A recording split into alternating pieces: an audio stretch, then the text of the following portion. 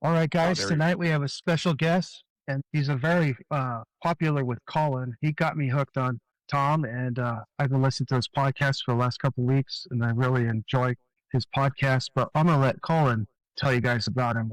He's definitely more of a fanboy. So go ahead, Colin. So, and I am proudly. I love, I love Italians that say the fuck word a lot. That's just in my general rule of thumb. I love it. But yeah, that's, Tom has been an estuary of so much coming together in recent years, especially. I love the brain trust that, I mean, I know it's not just been you, it's been a team effort, but the people that have been coalescing in, from my perspective, your orbit, but obviously they all have their own. Everyone's coming together under a singular idea that no one was talking about London and Britain and that whole influence operate. And that to me was a litmus test early on in this whole endeavor. I like once COVID, I was totally unaware of politics.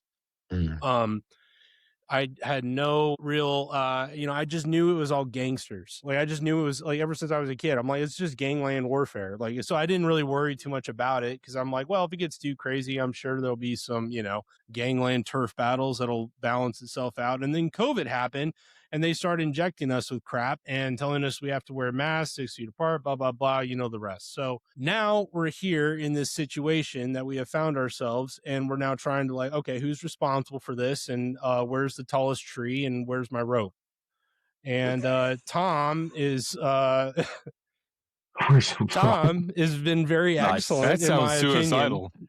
Nice. I like it. Well, yeah, it depends. No, let's. Oh, no. Yeah, no. Let's say I'm very sad. I'm 13. a very sad boy. Yeah, can't do it. 13 raps on that. Yeah, 13. That's right. But one thing that you said, and then I'll hand it off to you, that you said this several times, that you told your daughter something about how you were like, you had a kind of a heart to heart, and you guys she may not see exactly what you're seeing, but you were like, the hand that has been dealt to the younger generations is unacceptable. And I really felt that you meant that. And that really hit me because I'm like looking around at all the dads. I'm like, do all our fathers just hate their children? Like, what are we? And you saying that kind of really was like, because I want to do that for my kids. I want to leave the world. We're all going to die. Let's leave the world a better place and not left to a bunch of psychopaths that are willing to do what they did during the COVID years. Yeah. Tom, your thoughts, and how did London enter into this whole equation? Well, one, thank you guys for the invite, and really appreciate it. Yeah. And this is, I have a rule, and it's funny that I think I'm being charming when I say this. When I say I have a rule, I'll do anybody's show once, and twice if I like it, and 3 times if I didn't. Right. So what I mean by that, honestly, is no, I do appreciate the invite. And actually, I really hate at the end of the day, I really hate my daughter. Actually, I'm kidding. No, completely. Sometimes the comedy is not good. But it's free. The point is, but it's free. Exactly. But it's free. You get what you pay for. Yeah, you get what you pay for. And God, fuck this. It's been a long day, so I'm going to be like, I may be a little scatterbrained, but the thing about the what I said to my daughter, and what I've said to I've said in relation to that multiple times now, is that they don't really understand anything other than how fucked they are, right? How priced out of their own lives they've become, right? I know this because I can see it, because I can, I do that intersection between markets and geopolitics, and take it seriously, because you have to, because it's if you want to be a decent markets analyst, you kind of have to know something about geopolitics, because if you're just going to analyze the markets in a vacuum, you're going nowhere. Like, you might as well be a junior analyst over at JPM, writing reports nobody reads about Microsoft, and that don't matter. And they literally don't matter. Like, anybody can do a discounted cash flow analysis and a sum of parts analysis of a company, and come up with a number that says, I think it's worth this, buy it or don't buy it, which is dumb. Yeah. All of that stuff exists inside of the box, right? The box of the rules that everybody's trying to make money inside of. And we have free markets inside the box, kind of. But the boundaries of the box are defined by the system in which capital flows around the world. And who controls that flow of that capital ultimately, and who built that system, they're still in power, right? They still have the ability to move that money around and control that system. They control, the bar association. They control the chamber of commerce. They control the media. Like our Western media is all British controlled. They don't fully control our banks, but they do control a lot of our politicians. They also, have deep relationships with a lot of CEOs and a lot of,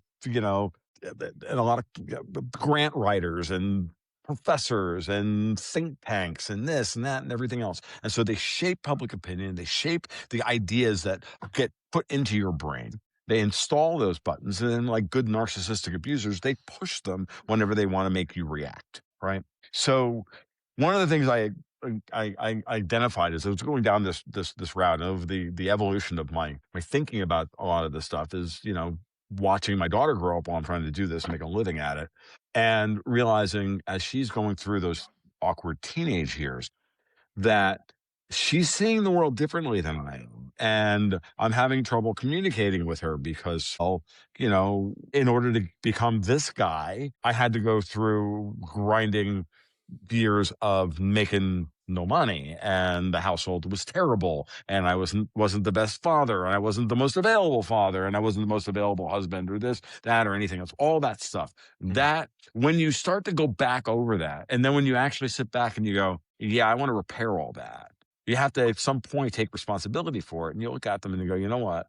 I sat her down one day. I remember just sitting down trying to have even any kind of conversation with her where it was going to be uncomfortable, right? I had to bring something to her, even mild. Dude, I need you to clean your room. I need you to do something. And she would immediately tense up because she didn't want to engage, because I had installed the button in her that dad's going to lecture her now. It doesn't matter whether dad's lecture is right, wrong, or indifferent. It doesn't matter. I did this wrong. And I have a tendency to lecture. You guys watch a podcast with me, so it's not like it's fucking hard, right? To imagine me doing this and then realizing, oh shit. And at one point, Elmer in her junior year in high school, and we were really trying to something 3 or 4 years ago, finally just like owning up to it and going, you know what? No, stop. I would have to literally say, stop, hold on. I know you think this is where this conversation is going, but it's not. So just calm down, take a deep breath. I need to ask you a very specific question. And it's a very simple answer. It's not a big deal. We're not here. Dad's not about to go on a lecture or a rant or anything like that. I just need you to calm down for a second. And then once I did that 3 or 4 times, and she was able to go, oh, so she wouldn't immediately get into fight or flight mode. Right. And so eventually I said, look, I programmed that button into you. I'm sorry. Okay. Now we're going to work really hard to unprogram that button from you. And so you can push back as you grow up, you can push back on us, and that's fine. As a matter of fact, I hope you do, because I want you to, because otherwise you're never going to be your own person. Right. So just take, and then what's funny, I'm going into all this to, because it's like, dudes, once you've like accepted in your own life what you did wrong, you can now apply that model around you, and you can see exactly that same kind of family dynamic as what it's like. That's all that phrase is all over the internet now. My wife has watched if she's watched one video on it, she watched 1,000 on them, and then we sit and we chat about it. My wife is, you might as well interview her if you want to really get an understanding of the psychology of my fucking household. The psychosocial. Yeah. I mean, that shit's I would deep, love right? to interview your wife. So that being said, that won't happen. But that being said, right? Just ask her, what's your favorite theorist? That's a 10-hour lecture right there. So, when you stop and you look at it that way, you realize that the family system that, in human endeavor, in human interactions, all information is fractal. All systems are fractal. So what happens at the personal level happens at the family level. What happens at the family level happens at the clan level. What happens at the clan level happens at the community level, and then the state level, and then the national level, and then the global level. If you start to use that as a model, you can then start to put behaviors of various players into buckets. I'm not saying it's wholly explanatory, it's wholly descriptive of what's going on, but it's a good way of looking at it on top of the other ways you've looked at things in the past and everything else. So when you do that analysis and you start looking at American history, you realize, oh, we have a family system problem between us and the British. We always have. And it's about that point where I started to go, look, these people are still pissed off that, we're the colony that got away, and they're still butthurt since they started getting butthurt and figuring out how they can get their colonies back from the minute after Cornwallis surrendered to Yorktown.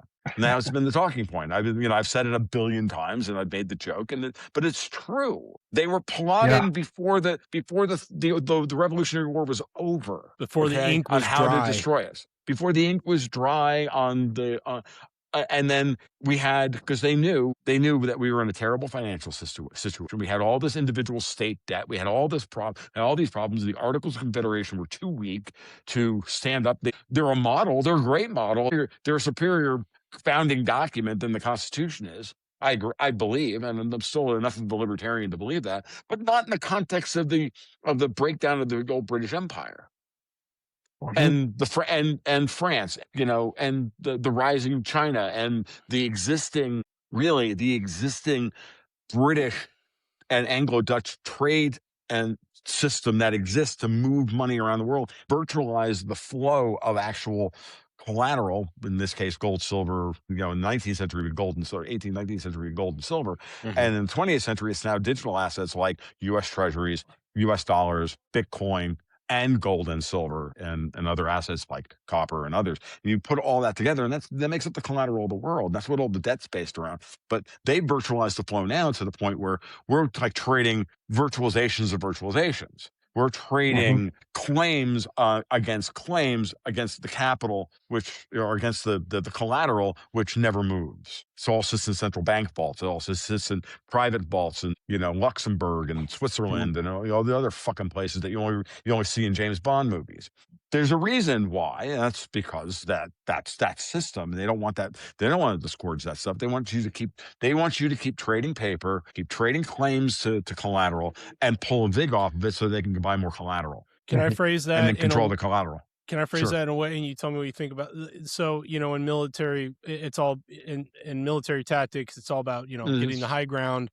Now, space is ostensibly the high ground. In the physical world. When you say virtualization, what we're talking about is basically time engineering. And when we're talking about money flows, we're talking about shaping the future, like in the sense that you control the choke points of energy flows. You can now, and they call them futures contracts, you can now start, shaping things down the road and to create incentive structures well in advance of events that unfold on the ground. Yes, absolutely. I want to hear more of that. I want to hear more of the military way of looking at that. That's a great metaphor and a great way of looking at it. And I've only in recent years I've been able to interface with guys who have a military background, what I would consider a serious military background. And they've understood it in those terms. Guys like Ian Burlingame and Blaine Holt and others, they really helped me shape, think of it in those terms. Military guys have an entirely different lingo for this, but it's exactly the same thing. We look at it. This is why I can look at Scott Bessent and I immediately cross the boundary and call him Big Gay Patton. Yeah, I love that. Why? Because he's a fucking beast. Because he thinks in strategic terms. He attacks like Patton does. He knows that once he has the enemy on the run, you hold him by the nose and you kick him in the ass. And when you've got shorts on the run, or you've got over leveraged longs or over leveraged shorts on the run, you compress their time frame and beat them before they even know they're beaten. So that they wake up on Thursday morning. On Monday, they think their positions are fine by Thursday morning, and then they go play golf and fuck their housekeeper and cheat on their wife and do this and snort some coke and all 9 hours, and on Thursday morning they wake up and they're like, what the fuck? What do you mean? They're getting margin called. They're like, what the fuck? I don't understand. And then the margin call goes, well, fine, raise the capital and we'll deal with this shit. And they look at the markets and go, all right, we'll sell here, we'll do this, we'll create this ladder. Bessent's already onto the next trade to fuck them somewhere else. It's like, the more I want, it's funny. About 2 months ago, I'm a huge Patton fan. I always have been, right? But that was me. That was the movie version of Patton. I remember seeing the movie for the first time when I was about, 9, 10. This was like one of the first times it was ever aired on network television with the disclaimer, oh, by the way, there's going to be naughty language in this movie. And they showed it with the naughty language, right? I don't know, maybe I was 9. I might have been 9, maybe 10, right? That I saw it on network television with my dad. Patton is famously now, my second favorite movie behind Star Wars. Why? good. Because that movie just reshaped, it rewired all of my thinking, right? And I didn't really understand how great Patton was as a general in what he did. The movie doesn't even do him justice. And then Oh no, it doesn't. it No, doesn't. he was Right. awesome. He was Yeah. he was immense, right? And a century ahead of his time. And but the movie's fine as a heroic or slightly anti-heroic narrative, however you want to read it. But I have always had Patton in the back of my head, like whenever I'm doing strategic analysis, whenever I'm doing that. And then, so about 2 months ago, if I've seen the movie once, I've seen it 40 freaking times. I have it on 4K Blu-ray, like the whole 9 yards. Like, dude, I love that fucking movie, right? But I'm here in Tennessee, and I don't have access to my collection, my film collection down. It's still down at my house in Florida. So I'm like, fuck it. Pull it up, spend an extra $5, watch it on Amazon Prime, because something was telling me I needed to watch Patton again. About 2 months ago, right around the time that we were like getting ready to roll Maduro. So Venezuela, something, as I like to put it, my ghost told me it's time to watch Patton again. So I'm like, okay. So I sat down and I watched Patton again. It was funny. I'm watching the speech, the opening speech, which I have memorized. I love that opening speech. Yeah. Right. But it's the music. I've always had a huge, I've always been a huge fan of the score. As a matter of fact, I used to have the score on vinyl. Right, I used to listen to it all the time. And once the opening credits rolled after the speech, and you watch the movie, and that whole piece of music starts to play itself out, I started to cry. And no lie, I hadn't listened to it in years, and then it hit me like literally like a ton of bricks, right? And I'm like, and then I watched it, and I'm like, real. And then I spent the rest of the night. That was my wife was still. It was very early in January. My wife was still down in Florida, so I was by myself. And well, I don't know, 7 o'clock to 10 o'clock, watch Patton, and then until 6 o'clock in the morning, I'm watching Patton documentaries on YouTube, like all night long. And then I realized, and I watched the stuff about how, he tore across the Rhine in 3 hours, while Montgomery spent 3 months like building this freaking grand army of the Republic to cross the Rhine. And Patton was like, we're already across, and I've already captured 5,000 Germans, and we're moving on to the next thing. And you realize, and I finally realized, I'm like, oh my God, this guy understood warfare, that you fight to win, right? Yeah. You don't fight to kill the enemy. You don't fight to do X, Y, and Z. You fight to win. And if you can win in such a way that you've beaten the enemy before they even have any idea that they've been beaten, well, now you've just saved how many lives? You've saved the lives of thousands of German soldiers. You've saved the lives of thousands of American soldiers. You've saved the lives of thousands of civilians, and this and that and everything else. The war material, all of it. You've maximized the effectiveness of the capital that was marshaled to do this, to achieve this goal. Yeah, I don't know if they teach, and that's where opportunity. Go ahead. And that's where we are today. And if you realize that that's what they did on 2 weeks ago, we're doing this on Friday night. The war's 2 weeks old. In 4 hours from now is the 2-week anniversary of the beginning of the attack on Iran. And by the time we woke up the next morning, the war was over. Yeah, pretty much. Yeah, it's awesome. And you're like, he announced the attack at 1:30 in the morning local time, and by 6 o'clock in the morning, for all intents and purposes, this thing was over. And we didn't, and I realized it because we saw them do it in the 12-day war last summer. That by day 3, we finally dawned on all of us that the war's over. Iran shot 200 missiles the first night, 150, 25, 12, this thing's over. If they don't shoot 500 missiles on Sunday night, I remember Dexter White calling me up and saying, dude, if they don't fire 500 missiles tonight, this war's over. Because every launcher is fire and forget. Every launcher is a bazooka. Fire it, drop it on the ground, move on, right? Doesn't matter what it is, no matter how expensive it is, no matter what it was, it fires a ballistic missile, because once you light it up, I can see that thing, go kill it. Because they're flying cap over Tehran. They're, like in all of this shit. So the logistics of it are the military logistics of it. And I'm not a military strategist, right? But I'm smart enough, but I stayed at a Holiday Express once or twice. I'm like, I can look at this fucking shit and go, that's what's happening. And then we saw it once, and then I'm like, they're going to do this again.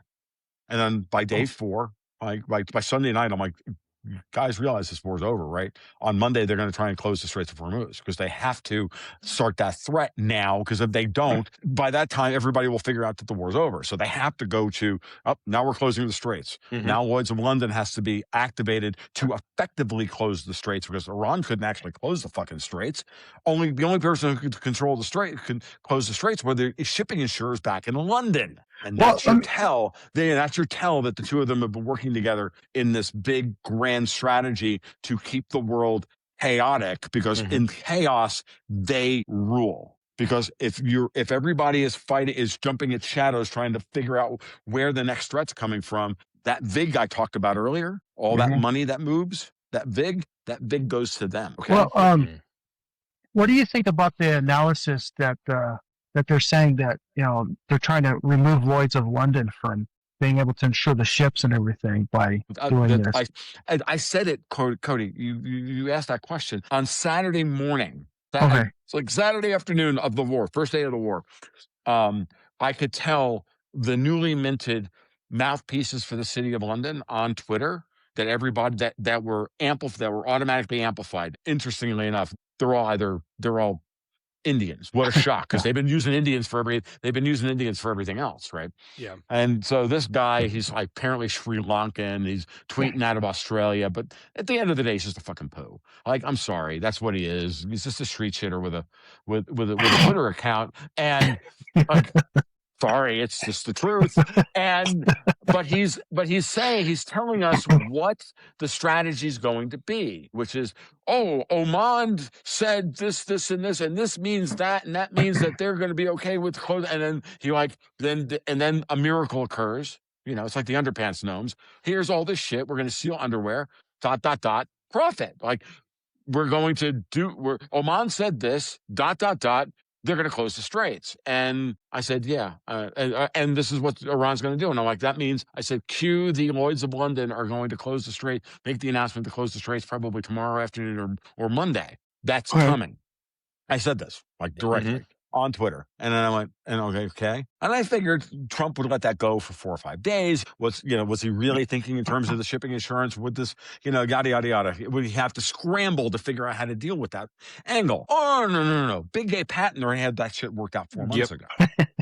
And they announced it on Taco Tuesday. You know how the whole taco trade, Trump always chickens out? It always happens on a Tuesday. That's more British City of London slop, by the way. So on Taco Tuesday, Taco Trump turns around and goes, fuck you, London. No. It's always on a Tuesday. We're taking your insurance business. And it's going to take some time to get it in play. It's going to take some time for everybody for all the ship captains to find their balls, right?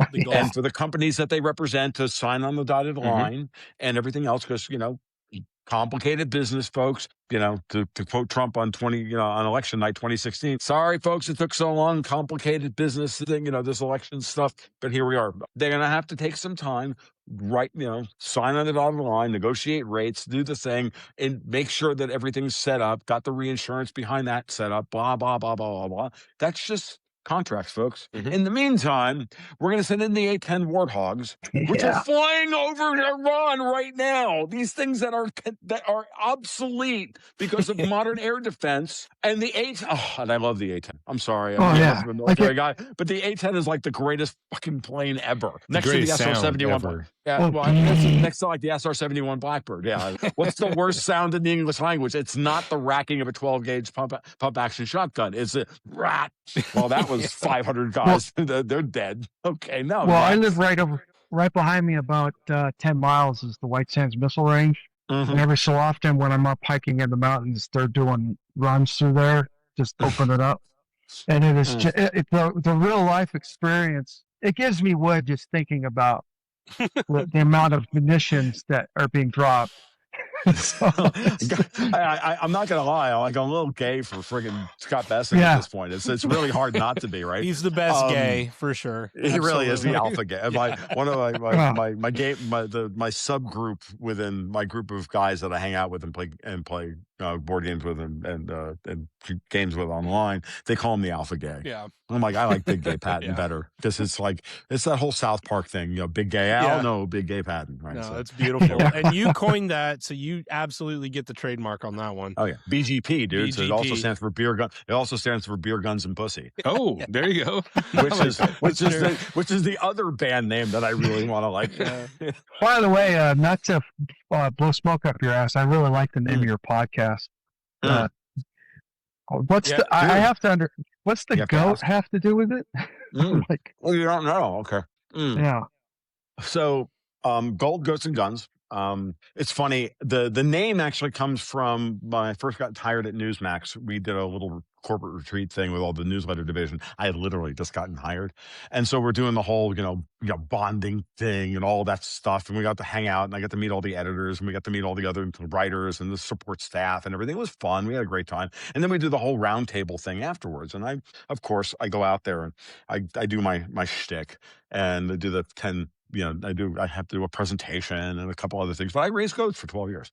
I used to run a goat farm. I used to milk dairy goats twice a day. I used to go to the farmer's market and I made cheese and yogurt. And I used to make a goat milk and duck yolk custard ice cream that you would die for. Whoa. Oh yeah. That just sounds good.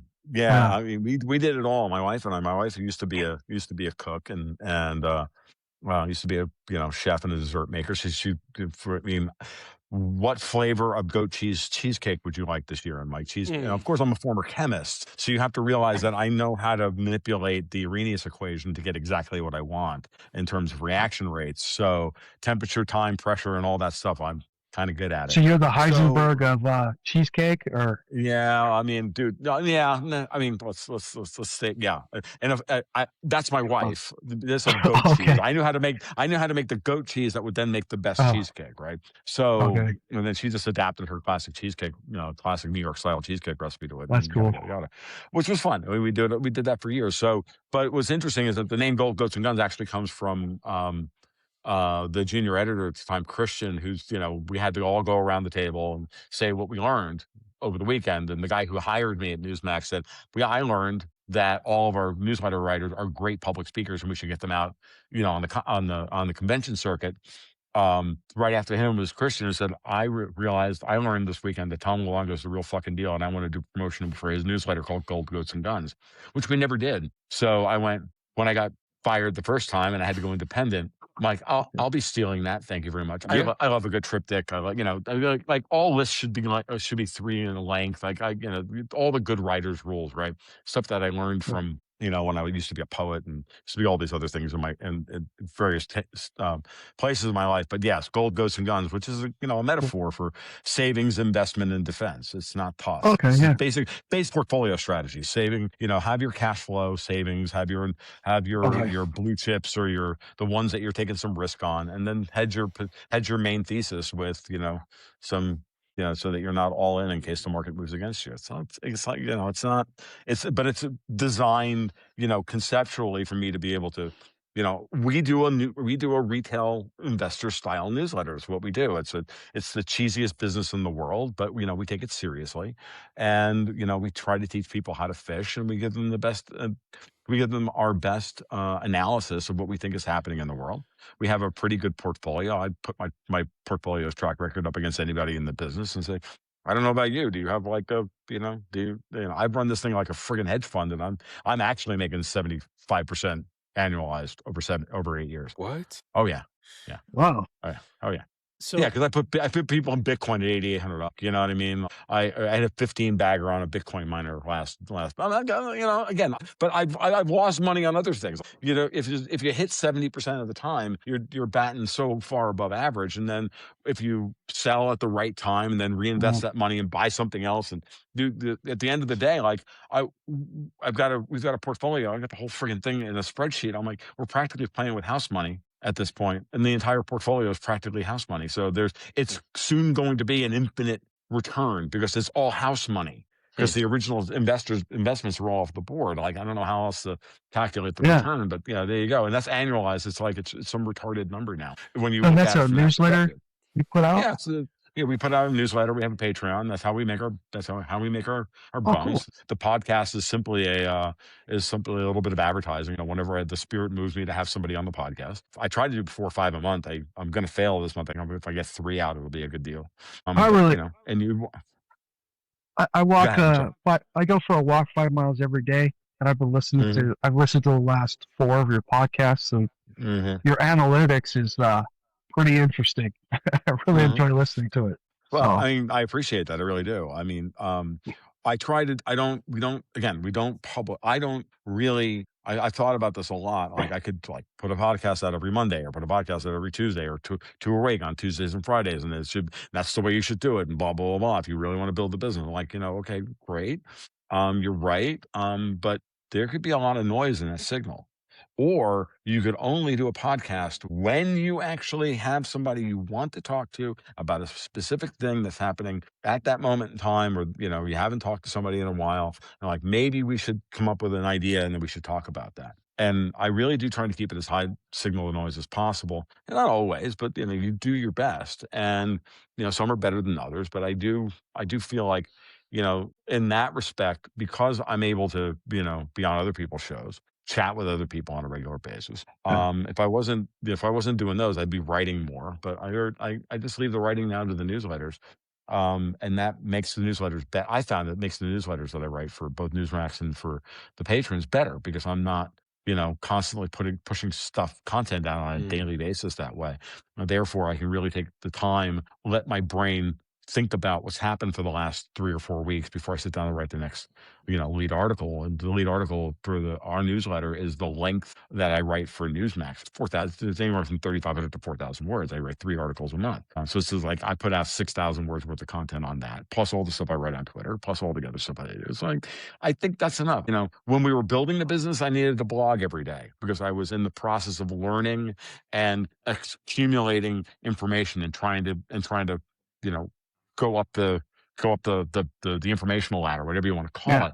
But now once you get to a certain, I wouldn't say steady state, but you're at a state now where you have a process and that process works, and you can sit in front of a microphone and work those ideas out in real time with other people. That's just as valuable, because I would probably sit there and talk to myself before I wrote the article for an hour anyway. I might as well talk to the rest of the world. So everyone should go and subscribe to Gold Goats and Guns. Absolutely. Join the Patreon. It's what, like $6 a month? 7? The 8? base level is 4. Four. The base level is 4. The newsletter's 12. With a 15% discount for annuals. So it's not a lot of money. No. And we're probably giving it away at this point. We still haven't given ourselves a cost of living increase for inflation. So it's the same price that was charging 8 years ago. I'm not sure we're this is the best business model in the world, but it's working and we're comfortable, and the most important thing is that we're comfortable enough that we can be fiercely independent. And what matters is, at the end of the day, is that no one is standing over me with a whip saying you shouldn't say this and you shouldn't say that. Now, do we have editorial limits that we put on ourselves, and what's the brand and what's this? Of course, that's just good business, and that's just a good way of looking at things. At the end of the day, I don't mind going on a show here or there and talking about stuff that has nothing to do with geopolitics or finance. So and part of what it seems that you're doing is you're trying to short circuit, you like Patton, right? How did Patton win? He steals the Night March, and that's how and then what's the Night March we're trying to steal? And that, to me, is the narrative, or the framework, the operating system for the planet.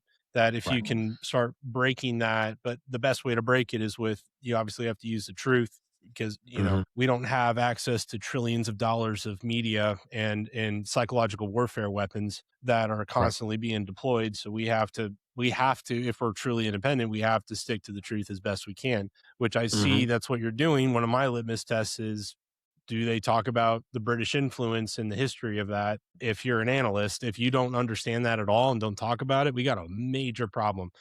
Well, and again, I agree. And there's something else. I said this a long time. I mean this sincerely. Lies are expensive, and the truth sells itself. They need those trillions of dollars because they're trying to sell you a lie. And they know that if they repeat the lie long enough, often enough, and loud enough, that eventually you'll believe it. oh, like Iran is powerful and has all these weapons and blah, blah. Yeah, they were 3 years ago. We degraded them terribly last year during the 12-day war. And now we Yeah. had an opportunity to finish the job. They went into negotiations lying about, where they were. Then they decided to put their balls on the table and tell Witkoff that they have 460 kilograms of 60% enriched uranium and we're going to make 11 bombs. And he's like, okay, that's nice. Calls up Trump and goes, bomb these fuckers back to the Stone Age. Yeah. And they're Yeah, doing yeah. every bit of that, going for it. I mean, okay, at some point, we have decided as a planet, I know there are a lot of people out there who are crashing out over this who do not understand. Not you guys. I'm not saying that. I'm talking. I've done No. interface with them on Twitter. No, all I'm day agreeing. long, I'm right? saying So, I've never yeah. seen alt-right media this synced up on a crash out. I've Yeah, not yeah. seen it yet. Yeah. And you can thank Steve Bannon for that. And you can thank the city of London for that. And you can thank Tim Cook for that because he sold them all iPhones to put in phone banks to create bots. I'm picking on Tim Cook. I actually love doing this on my iPad with my AirPods in. Like other than my Windows boxes for playing games and for, like I still have one foot in the Windows world, but I probably shouldn't. What I mean by that is like, that's what we're facing that we're facing, a layer of so many overlapping psyops that it's just off the charts.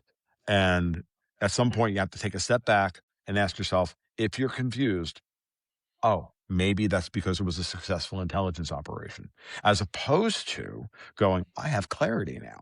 And when I have clarity, I can see the shitty agitprop in real time now. I can literally, it's like Cypher in the Matrix. It's like, I don't even see the code anymore. I just see, I just see hamburger, street guy walking down the street, blah, blah, blah, blah. That's the way I Beautiful look at woman. it. Yeah. That's what, that's at this point. And I don't say that arrogantly. I say that I have a set of heuristics for this that have finally tuned over the years. They're going to be wrong every once in a while. I'm going to get caught like we all are. I'm going to like retweet something that's not true or, or you're going to believe something that you heard that turned out to be false. And you're like, shit. And you got to like literally stand there and go, you know what? I'm sorry. I'm not perfect. Sorry. got that one We killed the world's only perfect man. The Romans killed him 2,000 years ago. Fuck off. So, and and just move on with life and then say, take it, own it, move on and be okay with it. And one of the problems that we have in, some media culture, certainly, and I can tell you in the newsletter writing business, this is the problem. It's absolutely the problem in the influencer space. It's absolutely the problem in with our politicians and everybody else is that you were taught not to show weakness. You're the leader, go out and lead. And, it's all this kind of martial military thing. And then if you make a mistake, don't apologize, just move on or, say, yep, and then move on and lead, but never teach anybody anything. Always just, we're doing this now. Well, if you're playing in that pond, you can't. I see it everywhere. I see it everywhere, especially within the financial space. Guys are. It's worse than the media in many ways. Yeah. Like it's crazy. Like I've ever since I'm like, because I got the finance minor, graduated with economics major, whatever, and all it taught me was basically how like it took me years to get out of it and look at it and go, I was taught a theory from the 1800s that's bullshit, and everyone's still riding with it. It's and it took me. It just made me so angry. So you mean Marxism? Yeah, I mean they taught me statistics, but then like how to run a statistical model. It's like great, I could have looked that up in like an hour, and then it's like, and then all that taught me is almost all statistical models that we use are completely useless. Well, the old adage that there's lies, damn lies, statistics. I would then add polling, and then British polling. British polling, yeah. British polling is next, and then now we're to the point of it's MAGA right polling because that's just an extension of British polling. Yeah, Rich Barris and those guys. Rich Barris and Rasmussen and all these guys. They're worse than the lefties because they're purporting to be better at it than Quinnipiac, which we know is, for example, we know Quinnipiac. They just throw Trump voters out of the mix. And then they can label half their likely Democratic voters as likely Republicans, and then publish a Dem plus 17 poll and go, see. I don't know how anyone serious can cite polling data unless they think their audience is stupid. Like, it's ridiculous. So, I mean, I did remember, I did a thing for one of the recent market reports about a month and a half ago. I finally just got tired of listening to some of the members of my community like quote polls back at me. And I'm like, okay, I'm going to go through some basic statistics for you, the basic why we do statistics. We do statistics to gather data, tease out the signal from the noise in order to be able to make a prediction with that data as to what's going to happen next. We only curate the data in order to be able to support or falsify a hypothesis. That's it. So polling data that does not correlate directly to outcomes in elections is useless. Now, if you are the people in charge of stealing elections, all you have to do is reverse engineer the process by controlling the outcome and then writing the polls that predict the outcome that you already know in advance. So what I mean by this is they know they're going to steal the election on election night, and that it's going to be, and that we're going to have, we're going to have a popular vote of X versus Y, and it's historically a Dem plus 3 seat, and amazingly, the Democrat wins by 2.7 points, and they know that because they goal seek the number in a spreadsheet, and then the polls were written the entire time to leading up to that to ensure that when they wrote the outcome, that's what we're going to find out in about 10 days. We're going to find that out probably within the next 10 to 30 days. I don't think Trump has longer than that. I think Tulsi Gabbard was out. I think she went out today or something. I think I saw something today. She's like, we have definitive proof that Maduro and the company were that they were goal seeking numbers through Venezuelan servers. They were probably doing it in Serbia. They're probably doing it in Italy and yada. So what I'm getting at is that when you have that, then you can't use the polls for anything, because the numbers are even goal seek. And if you believe that this pollster's more accurate than other pollsters, that's just a confidence operation. That's just a grift. That's no different than the guy who calls you up and cold calls you and says, "We found out that there is something wrong with your Windows device, and we can see it." And then you find out there's some freaking poo who's trying to scam you out of all your money out of your bank account.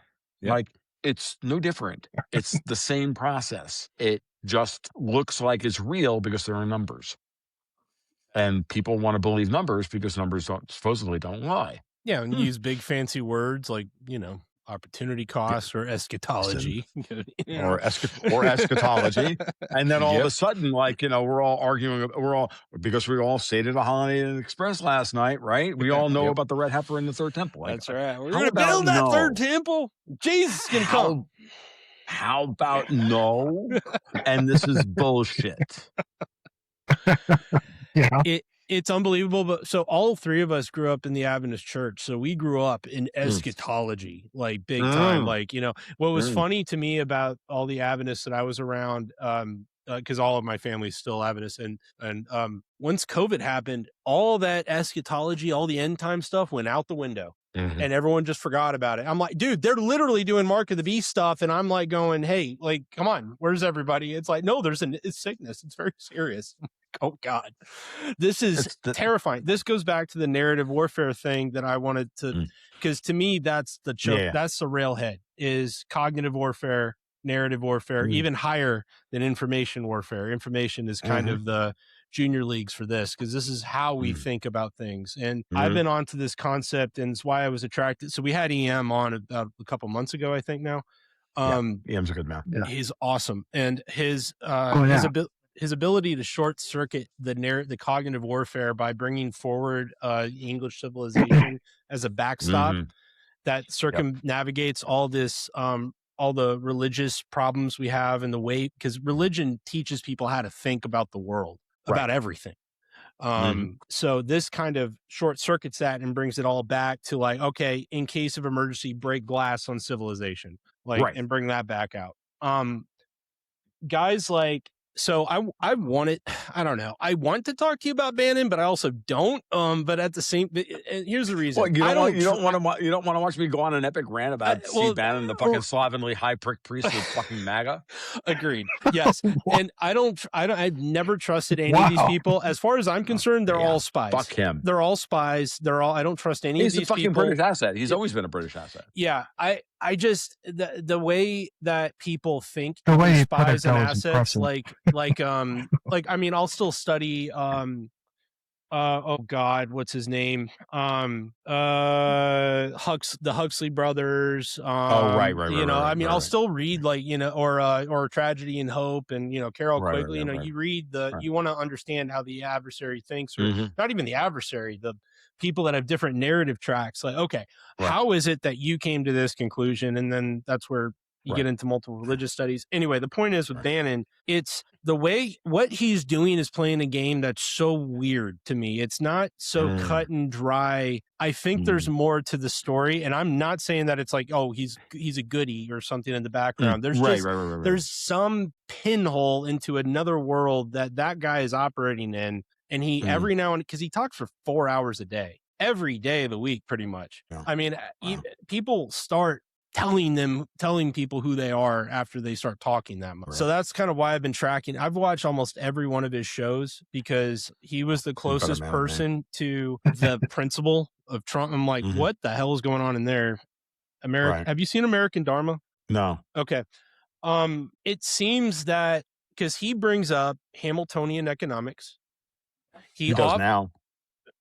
He did before. Now he's bringing it forward more now because now it's openly being talked about by the administration. Now we're in it. Now he's watching. He's having the counter signal against. He was talking about this 4 years ago. Yeah. But he is counter signaling because it is coming up. That's for sure. And I'm not saying I trust him. I'm just saying I think he's been tracking. He at least is aware of the overall game afoot. That's all I'm saying. So what I would say about Steve Bannon, and having watched it from my perspective, right? I wouldn't say, I hate to use the word shit. I can't stand it. No, it's like conspiracy theory. It's a psyop. I don't even see it that way anymore. It's just like, look, I'm just a dude doing my thing and my shtick, and whether you like it or not, that's fine. If people like it, they like it. They don't like it, they don't like it. Yeah. What I'm saying is, but when I see it, like the closer I get, every time I really dig into the mechanism by which London actually maintains control over the narrative space, the cognitive space, I get more flack than I get about anything else. I'm not kidding. Like, I get hundreds of friggin' people coming in, bombing comment threads under my tweets. I have to block somewhere between 6 and 15 people a day now. I used to not block anyone. I would just counter signaling against London or Bannon? Against London. Okay. But I watched Bannonites gatekeep everything. Okay. And here's another angle on this for you. So I've been doing this now for almost 9 years. All right. I was there at the beginning during the 2016 campaign. I was in with the same crowd that was doing doing stunt journalism during the Trump campaign. Like Cernovich, and Posobiec and all that. I was there. I was part of that.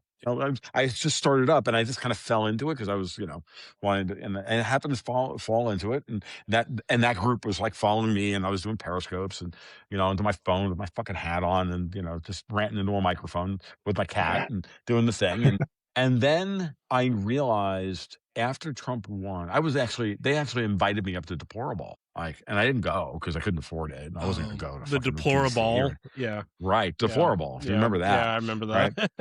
Right. Yeah. So, and this is 2016, like late 2016. And then I make the mistake one night of saying something wrong about, I don't know, something. And I got whitewashed immediately. I got taken out immediately. And then I watched, and about 2 months later, Jack Posobiec winds up on a way in. And what's interesting is that I'm not part of that group anymore, but somehow all of my ideas that I was like the Halsey English and I would sit there and do live streams for 2-3 hours a night. We were like going over shit together, and we're like theorizing about the Grand Barden in the Middle East and the Russians are doing this and that, blah, and all this stuff. And amazingly, it starts coming out of Jack Posobiec's mouth. And I'm like, oh yeah. We had and so we're like, dude, that was our idea. Could you at least give us some freaking credit for it? And he immediately blocked us. We had Colonel Towner on a few weeks ago. Oh, she's awesome. She's amazing. Awesome. Oh yeah, she's fantastic. And I only just met her a few months. We have never received more back end block. Like, I mean, Cody saw it on the analytics. Like, that show was blocked pretty much. Like that was crazy. And we're a small show, obviously, but there was clear interference going on. It was weird. Yeah. So what I've just noted over time is that there are a lot of people who are gatekeepers. The whole Bannon crew are gatekeepers. Okay. I had Robert Barnes on my podcast twice. Yeah. Back in 2017, 2018, 2019, stuff like that. Reached out to Robert, DM, blah, blah, blah. Like, hey, man, he came on. We had 2 great conversations about, the Section 230 platforming, deplatforming, all the deplatforming stuff. And there's 2 amiable chats with him. I got done with the second chat. I told the story before. I'll tell it again because, fucking Barnes is out there now saying, oh, Tom can come on my show whenever you want. Really, Robert? Huh, that's interesting. So my people and your people have been trying to get me onto your show for 5 years now. A person that I know very close. He left that podcast. Said, hey man, I'd love to meet Viva. Could we do an introduction? I'll send you an email after. He's like, sure, great, fine. That was the last I heard from him. Sent the emails out, sent the DMs out. And I'm not gonna guy don't want to talk to me. I'm not gonna sit there and push it and go, why won't you talk to me? Well, I'm gonna simp for fucking Robert Barnes. Clearly he doesn't want to talk to me anymore or whatever. He's moved on. Fine. And I'm like, and everybody's like, why don't you go on Barnes' show? I'm like, talk to Robert. And for the next 6 months or 9 months, every once in a while, I'd ping him and see if he wanted to do another show or whatever. Real quick, that Colonel Towner said, and to add into this, that she so she went on when that the Moscow, when that opera hall was shot up, and she was she went on about how that was clearly a Gladio operation. So she was talking. So Jack, she told me, and I kind of remember this because I track Alex Jones stuff too. I track large audience groups, where are the hive minds going? To track narratives. And he went on Alex Jones. He's like, and she told me, I kind of remember this, but that Gladio was not real. It's not a real thing. And then he went on Steve Bannon right after that happened and goes, Operation Gladio 2.0 is in full effect. Right. There's that and dystopic's obviously a spook. Obviously. Yeah. So here's one for you. Right. So that was that. Interestingly enough, the one time I was invited onto Mario Nawfal's show, I think that's how you say his name, on one of his Twitter spaces was during Prigozhin's rebellion. Okay. Yeah. Now I go on to that. They ping me. I'm like, I happen to be on Twitter, and the way Mario does his thing is I've been pinged a couple of times. Is basically they're about to do something and they need a speaker. They ask you to come on, and so I got brought on, and they said, well, let's go to Tom. What do you think about this? And I said, personally, I think this just smells like a CIA MI6 operation, and my mic is immediately cut off. I'm not kidding. I believe you. Oh, yeah. I totally believe you. And it wasn't Mario that did it. It was the guy running the thing. And Mario kept trying to bring me back on, and they just, and it was all neocons all day long for the rest of the show. And I'm like, okay. And after about 5 minutes of being squelched, I kept trying to unmute myself and no. And I'm like, oh, I see. Thank you. And I left. That was cute. That was hilarious. It's just I've been close enough to this stuff to realize that I realize now in hindsight, when I started writing, right, and I started writing what I was writing, I was getting schmoozed, right? So I got an invite from Strategic Culture Foundation to come write for them, and I needed the money, so they never said anything nasty to me, or they never told me I can't write about this or can't write about that. The Russian propaganda doesn't work that way. FSB propaganda is just put out whatever you want. We're not gonna give any editorial overview as to what you're gonna do. You just exist within their space, and then if you feed off of all those other people, then you reinforce each other that way. And they don't even mind if I'm mildly critical of Putin. What I would do is after a while I'm like, I'm gonna write this article for them, and I'm gonna see if they print it word for word.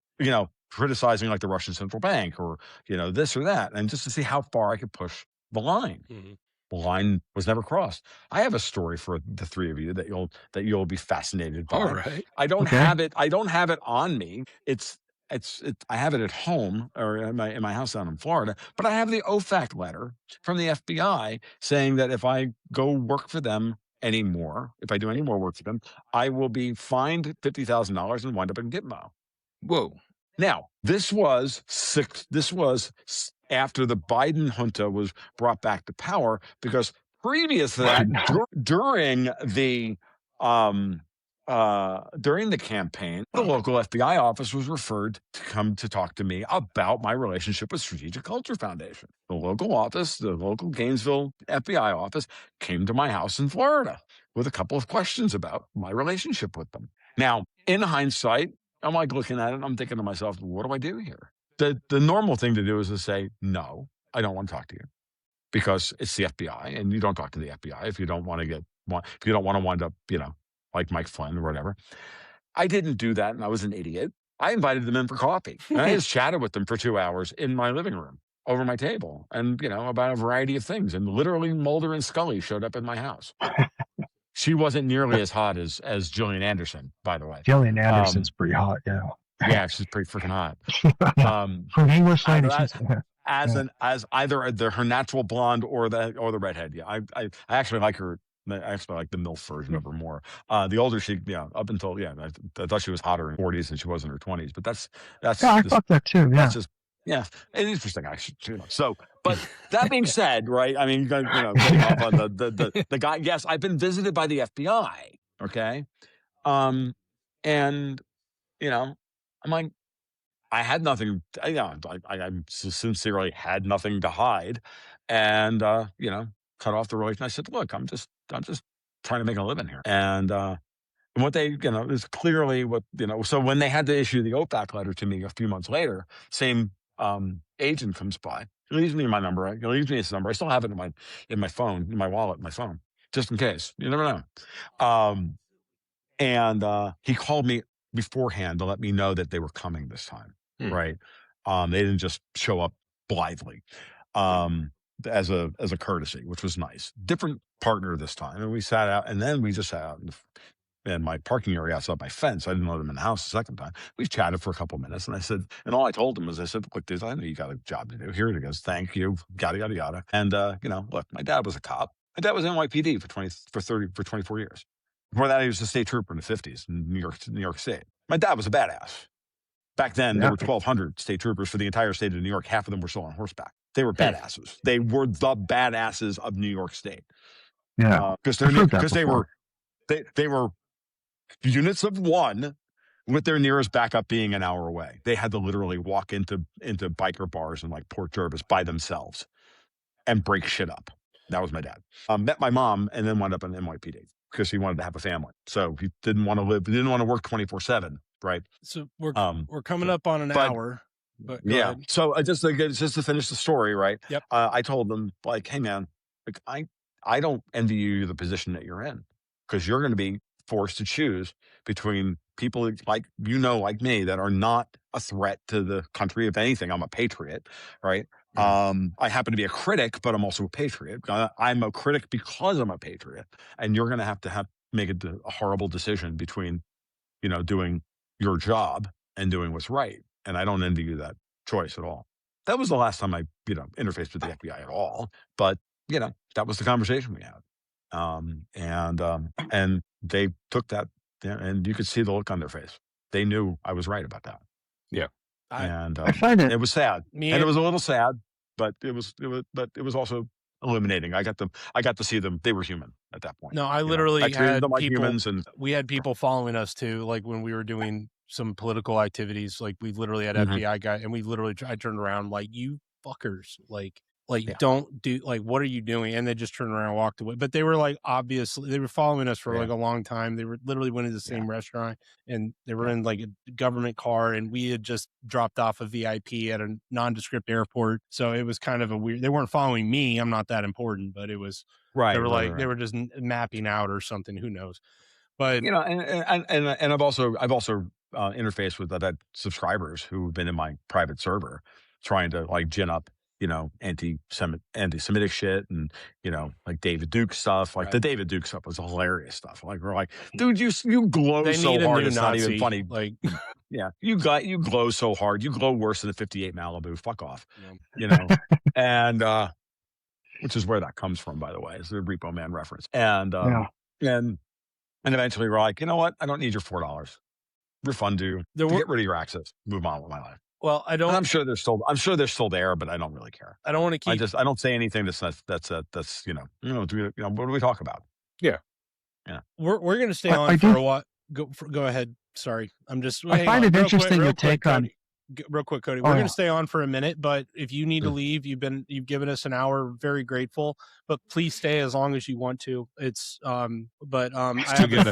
have a couple more questions, and Corey's being ignored. So just ignore the big bald man. But I'm just kidding. Well, I can understand your dislike of Steve Bannon, and I worked with him down here, because I live in Las Cruces, New Mexico.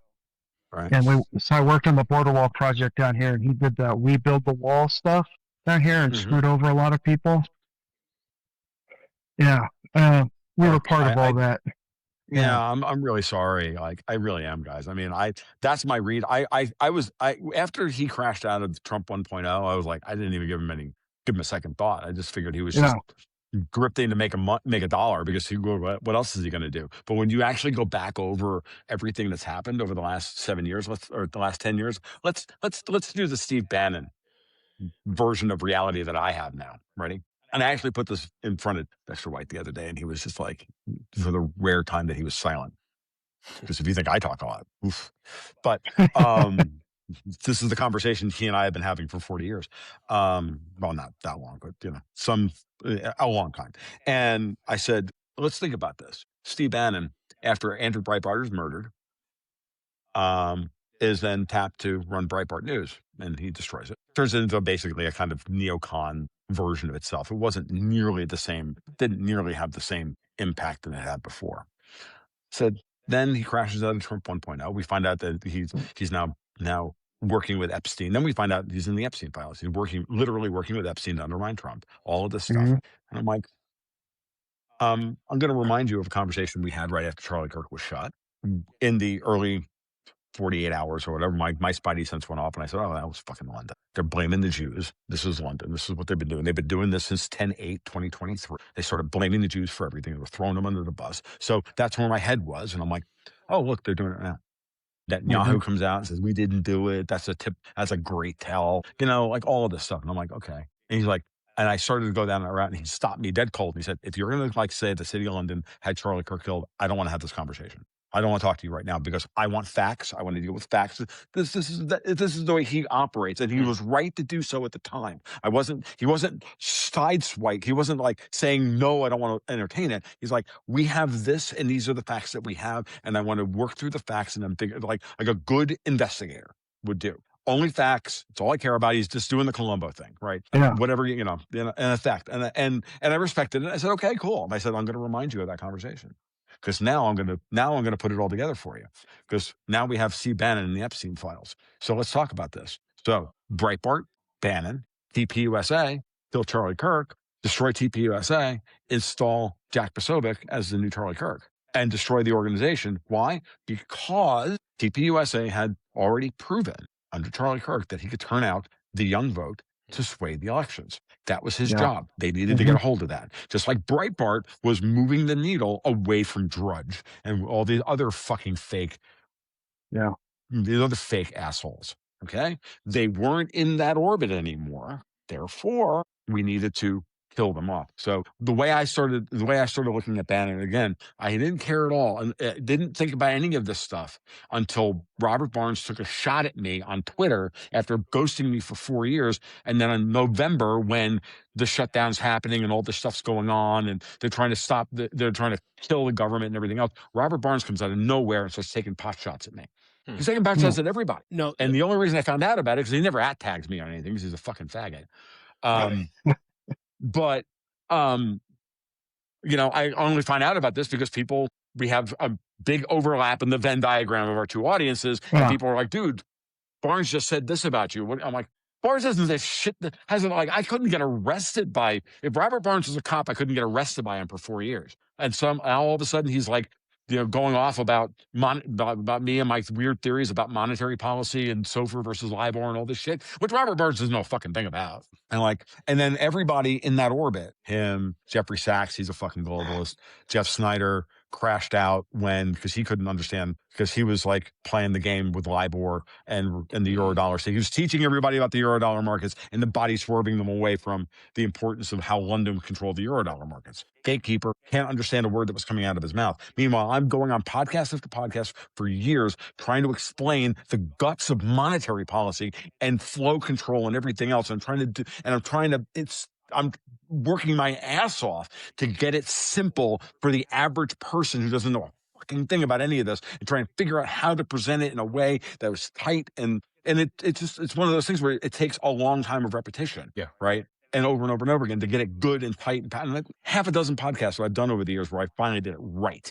Right. And there's 20 of them where I ramble around and do the thing and, and do the Trumpian weed that I do. Right. But yeah.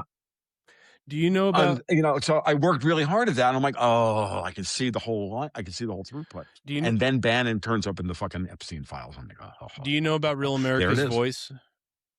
Or like their, in what respect? Well, do you know the executives and Rob Sig?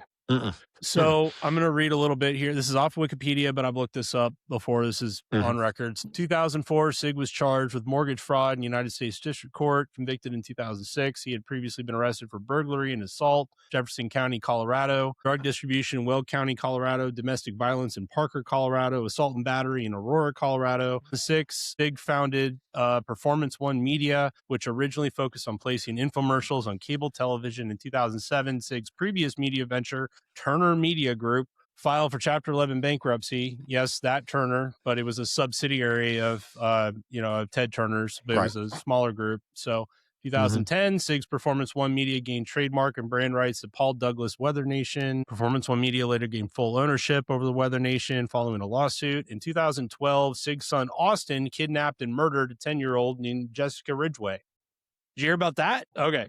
This is insane. So this is the guy who's Steve Bannon's boss, ostensibly. Sorry, not that one. Hang on. Oh, here it is. That's okay. So I'm just saying blackmailable material. There we go. I mean, I hate to say it too, because it's just another level of sickness. Like, it just goes deep and deep. And that's why what I'm trying to get back to is that how do we inoculate ourselves from this? And that I've been looking for the responsibles, as EM calls them, the adults that actually want to, that can admit when they're wrong, but that are trying to solve the problem, and that's what I think you're trying to do. And it's such a relief knowing that you and other people like you are actually out there doing that. That's but it scares me that you're the only ones doing it. It's like you're the only people talking about City of London, as far as I can tell. Yeah. Well, it's funny. It's getting there. Where I'm very enheartened by the way the Promethean Action Ladies have decided how to present the material. They've done it in a very responsible, digestible way with a very specific goal and mission statement, which is we need to win the midterm elections to support Donald Trump's attempt to to fulfill the American Revolution. Like, that's the promise of the American Revolution. That's their goal structure. Yep. Great post today from JT Alexander on Twitter about war, missions, goals, operations, all this stuff about how those terms are defined and everything else. And he went through the whole thing. And I'm looking at it going, yeah, that's them. They have an operating structure. They have a goal. They have a mission statement and a goal, operational, and they do it. Right. And they know that that's in service of the wider war of trying to marshal forces on one side against another side. And in many ways, you're fighting an uphill battle. What I do, just to make sure you guys understand, I am not a guy who will sit there and do all this kind of forensic research at that level. That is not my gig. It never has been. It never will be. If I'm going to do forensic work, it's going to be in the financial markets, because that's really where my talents lie and where the focus of my business actually has to be in order for me to have. Right. At the end of the day, if I see what I see, and I make an observation, and I go, well, that looks like Davos, that looks like this looks like that. Okay, I should see that in the capital markets. I should see them trying to manipulate something in the capital markets at a particular moment in time, which is going to do this, this, and this. And it really is a kind of, I do a kind of, ultimately, it's just a kind of Bayesian statistics probability model from a cognitive level. And, I've just been doing it for 25 years at this point. I'm just kind of good at it. And once you do the City of London thing, once you start, it's like everything else. It becomes a very dangerous situation where you can become easily left brain dominant and only focus on the targeting reticle, as opposed to you see the threat, the right brain identifies the threat, the left brain becomes the targeting reticle, and then you point at the targeting reticle, and then you got a hammer, and everything looks like a nail, right? Right. You got to be very careful about this. I'm not going to lie. So there comes a point where now that I've done, you see, what I've been doing, and I've said this now a couple of times in podcasts, in public, and even, to remind even my business partner and my friends and everybody else, like, look, part of the reason why I've been so adamant about tying everything to London in the last year or so is because they're the ones under the most existential threat, because they're the ones whose bailiwick is being attacked, right? And they're the ones we're not allowed to talk about, really. While they point everybody towards China, the Bannonites point everybody towards China. The Europeans point everybody at the Russians. And now then it's the allowed rest to of, be anti-Semitic on the internet all of a sudden. and now It's everybody's allowed to be anti-Semitic on the internet. That's also a cognitive operation. The way I like to describe Bannon is that, look, if you're going to be London, if I'm the head of MI6, if I'm Richard, formerly say I'm Richard Dearlove 10 years ago, I'm like, I've got to create the anti-Russian operation. I got to have it everywhere. But there are going to be people who crash out. There's going to be a growing, that's a lie that cannot be sustained, because there's going to be, in this fragmented media space, there are going to be people who look at that and go, that's bullshit. And they're going to start to get traction, but just simply because they're the opposition, right? And people are going to look for something because the normal narrative's not working. And so people are going to start looking for opposite narratives, and they're going to go, well, that doesn't make any sense. And that's where things like Strategic Culture Foundation and the people around them. And so then you have that whole space. Now I'm a member of that space for a long time, with the Duran and Joaquin Flores and those guys, and even to a lesser extent, people like Alistair Crook. Now I think back on Alistair Crook, and I'm like, was I being schmoozed by the former British agent? It's a very good question. I don't know. But what I did realize is that, at a certain point, every time I had Alistair on the podcast, he would always swerve away from London. And eventually, once I recognized that, I stopped inviting him on the podcast. Okay. Now, again, so I'm like, okay, well, if you're Richard Dearlove, if you're the think tank at GCHQ, then you're going to we need to keep the anti-Russia op running. But as those people leave, and they roll their saving throw, I disbelieve this illusion, and they rolled a natural 20, they're out. Now you got to do something with those people. You got to catch them and direct them somewhere else, because once they fail to perceive Russia as the problem, China, you don't want them immediately going to the obvious thing, which is who framed Trump, who created the Steele dossier, who did this, who was behind this, who was behind that. No, China. It's all China. It's all China. And that's Steve Bannon's job. Yeah. No, China, yeah. China. That's Steve Bannon's job. And then you start to look at all the other people. Now, the minute they ran their operation against Turning Point USA, activate Candace Owens. Yeah. Activate this one. Activate yeah. this one. Activate that one. Activate this one. Activate that one.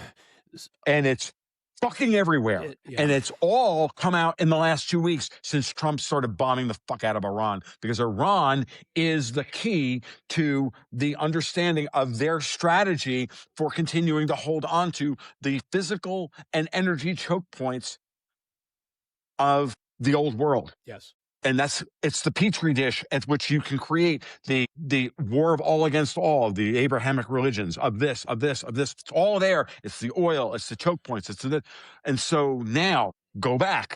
Who overthrew Mossadegh? It wasn't the CIA. Well, it was the CIA plus MI6 plus who overthrew how did Khomeini? He flew in on an Air France plane into it's all bullshit, folks. It's all staring us in the face. It's all right there in front of you.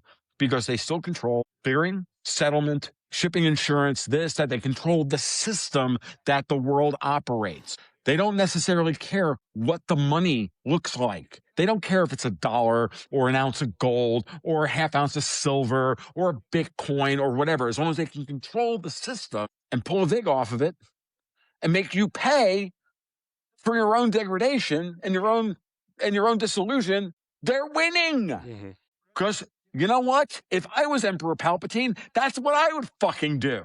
It's not that fucking hard. I mean, it really isn't. I'm like, George Lucas was right. The taxation of trade routes is kind of a big talking story point. Routes, resources, logistic, all of it. And so when you started seeing Trump send Elon Musk after Starmer during the transition, he understands. He's going after Keir Starmer. He understands London. They're going after London. Now, that's when it started for me, because I didn't believe that Trump was this smart.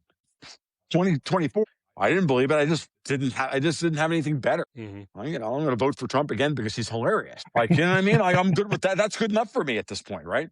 I'm still, because what am I doing in 2024 anyway? I'm still stocking ammo, still stocking sardines, still stocking, toilet paper, and, all doing the gold goats and guns thing, because why wouldn't you? You'd be an idiot not to, right?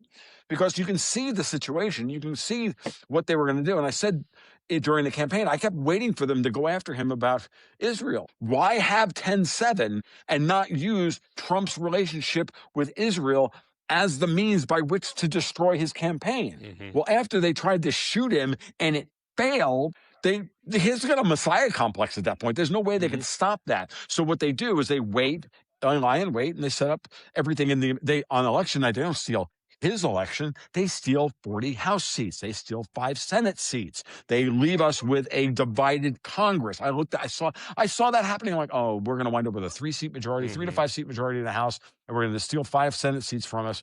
And then then we have our 4 fake Republicans in the Senate. The Senate will be done. Thune's going to, some asshole is going to be Senate Majority Leader. We got John Thune. And we're going to get nothing done, right? And he's going to have to spend all of his political capital just getting a goddamn cabinet together. And then it just keeps rolling from there. And what he did when he came in this time, he and Stephen Miller and Bessent and the core group had a plan. And that plan was 2025 is the year of the Supreme Court. We are going to redefine for the world, by the way, these truly are the Article 2 powers of the president. Fuck a whole lot of you that say otherwise. And then he's going to start using those powers of the presidency to his advantage. And he even was able to turn the SCOTUS defeat on emergency use of tariffs. And he said, okay, that's fine. We've already done all the investigative work that we have to do under all these other statutes. Therefore, these tariffs go back into place. And by the way, you've now made me even stronger, because now I only can embargo people. I can only sanction them now. So Spain says, you can't refuel your ships at our ports. Fine, fuck you, embargo Spain. That lasted 12 hours. Fuck you, stop lisping. Refuel our ships.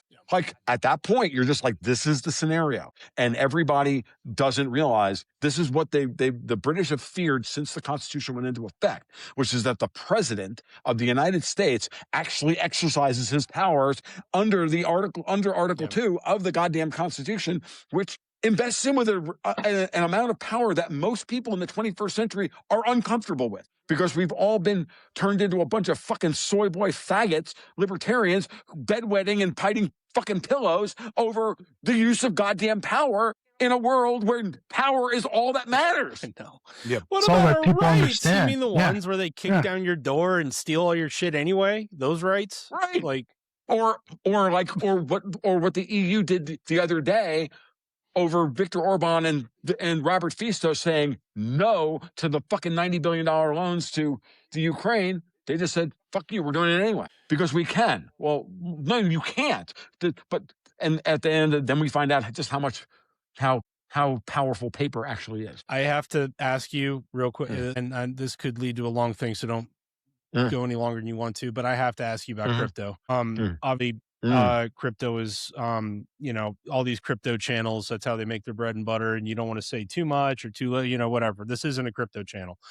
That being said, you know, all the silver, I have silver, got a little gold, but to me, it was always like, people that are the stackers. I'm like, well, what about liquidity? Like, we still have, like, we're still a globalized planet. That's not going away. And if we're going to the Stone Age, anyway, that whole argument, it does seem that we need a way to, if we're going to push the timelines here, that get in it as close to warp speed, light speed, you know, in terms of payment transfers, that short circuits their information analysis system that allows them to make decisions. So a faster system, enter in Ripple, or something like that, does something like it.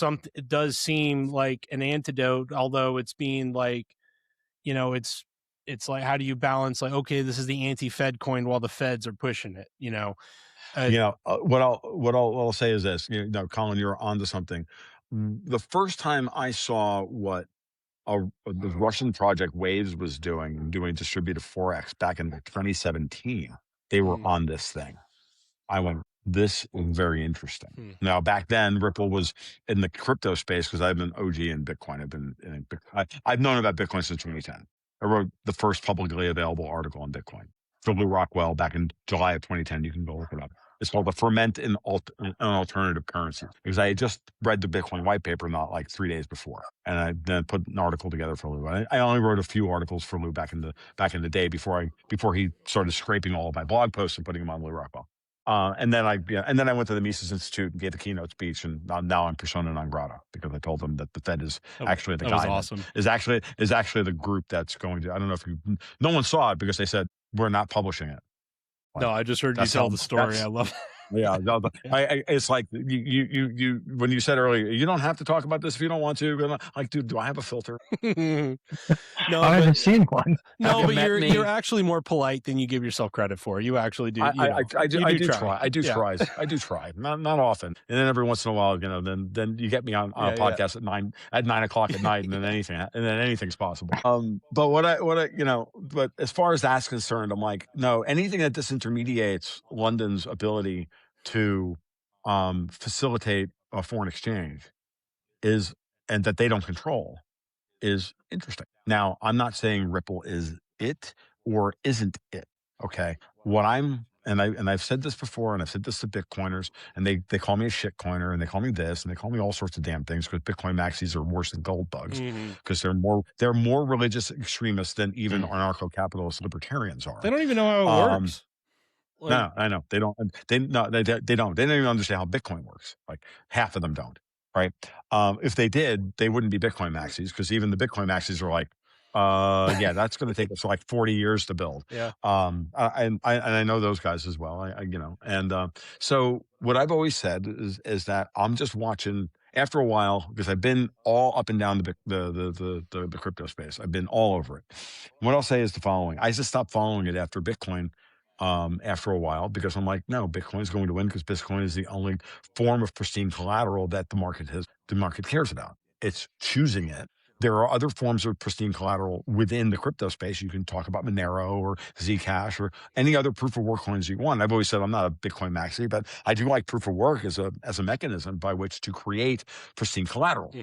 Now, whatever the market is going to choose in that respect, and if Bitcoin gets compromised, then that money, the demand for that kind of asset will shift to a different coin. If privacy becomes the ultimate thing, then we're going to watch Monero go to $65,000 a coin, for example. I don't believe that, but I'm just saying, if that becomes the market, if the market chooses that people need that because they built their panopticon and their what I like to call Minority Report, but just with more fucking Germans, then fine. Okay, then we'll just come up with something better, and they won't be able to track it.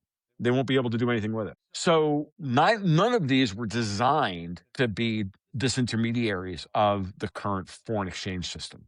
And until government issued currencies go away, until government issued effectively stable coins go away, because that's, well, even the dollar today without the quote unquote Genius and Clarity Act, Tether's a stable coin, but so is the US dollar. It's just they're all held on distributed database, encrypted databases at banks, because 95% of all dollars are digital, right? So it's not a big deal. I mean, in that case, blockchains aren't particularly interesting technology from a flow perspective, but they are an interesting technology from a trust and stock perspective. Now, the real power of the world is in the flow of money around the world, not in the stock of money. Velocity. But stock is important if you don't if we get too far away in terms of in terms of a leverage multiple away from the collateral itself. And if the collateral is being rehypothecated through where? Oh, that place where you can infinitely rehypothecate the same collateral over and over and over again, i.e. City of London, which you can't do in New York, you can't do in Zurich, can't do in Singapore, you can only do it in London. That's how you get 350 paper contracts for every ounce of silver that the COMEX or the LBMA has. That's how you get. Right. And so so what we're watching in crypto is if crypto is going to do its job, and what you're watching the Trump administration put together is the collapse of that leverage, meaning that these stable coins all have to be backed by a collateral asset. Now they want that collateral asset to be US Treasuries because they're getting ready to remake the world, and they need to replace foreign demand for treasuries with and subvert it and move it into a different vehicle. And that's that whole chart, that gold chart that the U.S. Treasury puts out. Now they're hypothecating all the assets in America all of a sudden, like land, unrealized. And they want to do, and of course, London would love to do nothing but tokenize all the actual in the ground assets that are out there, because then they can infinitely rehypothecate them through their Well, I'm system. saying that's what we're doing. It looks like. Yeah. Well, I think what we're going to do is, as long as everything is overcapitalized, meaning as long as everything is at least 100% capitalized, you'll get something like Tether. Tether's like 104, 107% overcapitalized, meaning Tether, the company, has $1.07 on its balance sheet, or even more now. I haven't looked at the numbers recently, versus the number of Tethers that are actually in existence. They are overcapitalized. This is not a Ponzi scheme. They have these assets. Now, if you don't believe that the short-term treasuries that back those assets are worth the paper they're printed on, well, to you, Tether's an unbacked asset. That's fine. You can call my friend Dave Collum, and he'll tell you that they're not worth anything. That's fine. That's Dave's perspective on things. And Dave may turn out to be right. Well, at the same time, is Tether buying gold? Yeah. Has Tether tokenized gold reserves? Yeah. But at the end of the day, one of the problems with gold, again, one of the problems with gold is that it's physical, and it can be, a bunch of guys can walk in with a bunch of M4s or 300 and barrel 300 blackout and go, it's my gold now. And there's nothing you can do about it. Whereas, you can't fully, if you want the gold, the value that the gold represents to flow, then you have to create an intermediary. You have to vault it, digitize it, put it on a blockchain, administer the blockchain, build the company, blah, blah, blah, blah. Or this is why the Bitcoiners are not wrong about why Bitcoin is so potentially powerful, because not only are you the stock of the Bitcoin held on your wallet, you're also the potential flow agent as well, because Bitcoin self-clears. The network has been distributed. No one is there intermediating, any one person intermediating the clearance of the transactions. And therefore, your vault is also a potential node for flow, which you can't really do with gold. Okay. And that doesn't mean that gold is bad. It just means it's a different type of collateral asset. So you have one type of collateral asset for one type of market function. You have another type of collateral asset for another market function. And that's what I think. That's why at the end of the day, I've always said, I don't give a shit. I like gold and Bitcoin. I own both. I'm agnostic on this. And I understand the importance of the one versus the other from that perspective, and how the market needs to have a give and take between them. Because what does gold do but error check the Bitcoin system or any crypto system built around it? And then we have to facilitate real trade around the world. We got to facilitate trade settlement. We have to facilitate investment and all the rest of it. And what we're really trying to do is we're trying to cut the leverage back down to rational human perception of what is and is not risky. And so when we go back to a disciplined, hard collateral system, and we look at the when we look at the history on that under the international gold standard or the silver standard, we wind up with leverage ratios between 5 and 8, not 25 and 28 or 25 and 48. We wind up with P/Es on growth companies of 12 or 14, not 140. We wind up with steady state companies that are, at the near the, in their third stage of development, we get back to going reality. concerns, doing the things. We get back to reality. Yeah. Yes. And I mean, that's what Trading Bitcoin at was. PDs of 5. Right. That's what Bitcoin was to me, was it seemed more like a forcing function to kind of like make all this happen. Like, and whether or not it's like the due of the gods and it's going to save us all, it's kind of irrelevant. It already in effect has, just by creating this, just by it kind of has taught people how this all actually, how the scam works. Like, how the hell does a Bitcoin cost $200,000 or whatever it was at its height?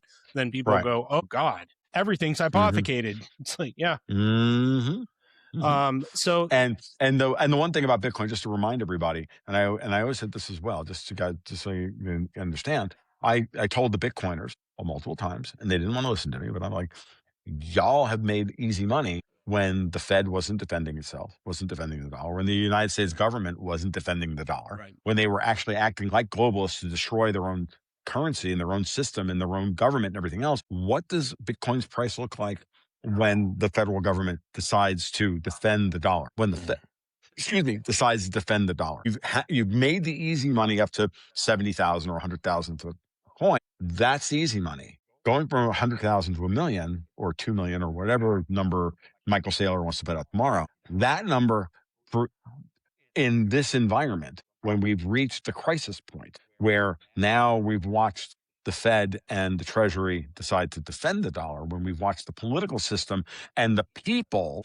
try to defend the existing institutions by, electing Donald Trump to get rid of the waste, fraud, and abuse, to lower tax rates, to lower the regulations and all that stuff.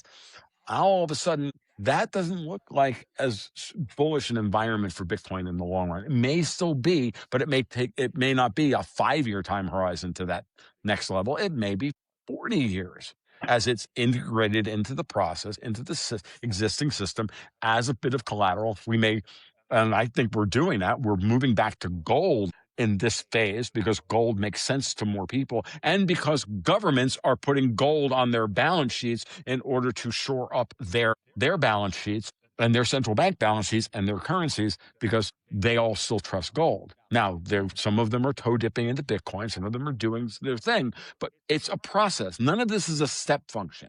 Everybody likes to argue, first this, and then a miracle occurs.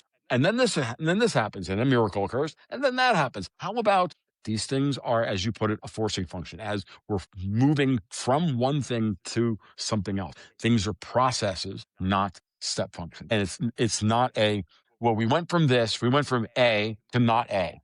We went from A to B. It didn't happen. We went from A to A times 1.01 to 1.0 to 1.1a to 1.5a to b. You know what I mean? Like, that's what happens. That's the way things work, because we as humans don't want the step function change. Now, what Trump is doing to the old London system is he's forcing the tempo on them, like Patton, to force the system to change, because all of the pieces are already there for us to change and make the switch, because we've been putting the pieces together for about 10 years now. And we're not stopping. It's already happened. And we're not going to stop until they make us stop. Yeah. And Iran has proven to not be capable of making us stop. And I'm tired of listening to a bunch of Persians beat their chest, put their balls on the table, and have them get blown off and say, we're still powerful. Real quick. And then, sorry, dude, you're just not gonna impregnate, the hot chick. It ain't happening. You don't have any balls anymore. You're done. Yeah, he has been impressive what he's done, and his tempo is very interesting. It's like they knew all the chain to go through, and it's been pretty interesting. Corey, you've been really silent, yeah, and you've been like nodding your head in assignation as I like, oh wow, that's really cool. I get that. Like, do you have anything to actually say about any of this? I'm fascinated to hear what you might have to say about it. Well, there's some of the stuff with Bitcoin.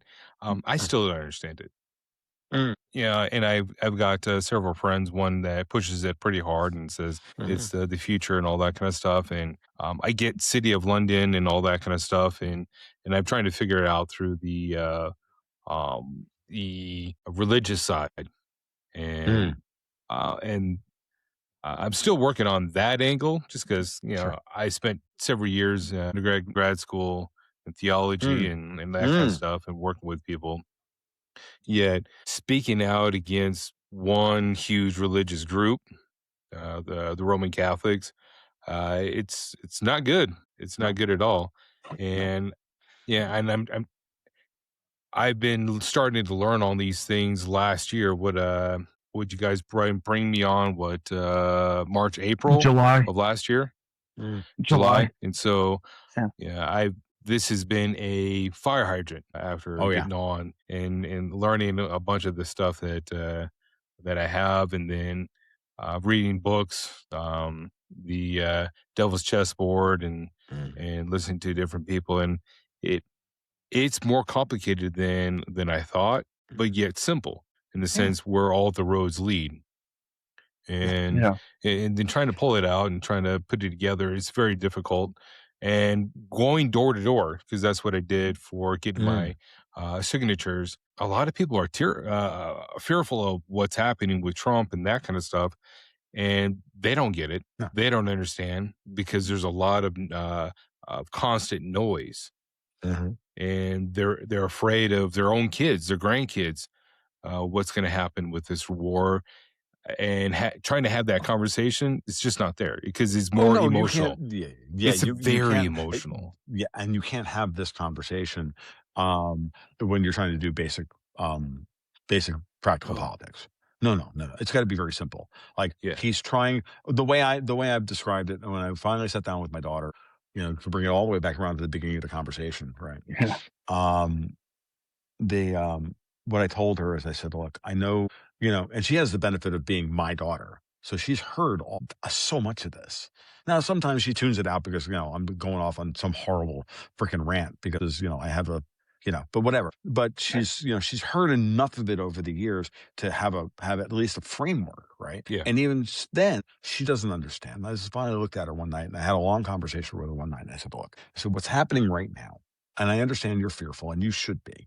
And you should be worried about the future. And you feel like you've been priced out of your own life. And you also realize that you're lucky that your dad at this moment in time is capitalized well enough to help you through this period, because the bank of dad is flush enough that, he's going to be here for you, and he's going to he's going to help you through all this. And she's looking at her friends who are all lower middle class, and, their parents are struggling just to like get up in the morning and not, kill themselves, honestly. And the kids are all screwed up. And because they can't, their homes are a mess.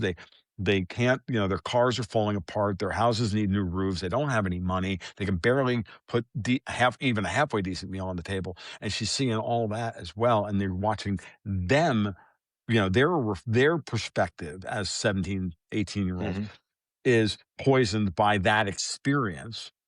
Rightly so. I grew up in the stagflation of the 70s. I know exactly what that felt like. I watched my family struggle like you wouldn't fucking believe. My sister ran away from home, all this shit, right? It happened to all of us. And I told her, if I can tell you one thing that will make you feel better about this, is that what I've seen so far, and if I didn't see this, I would be honest with you. They understand the problem.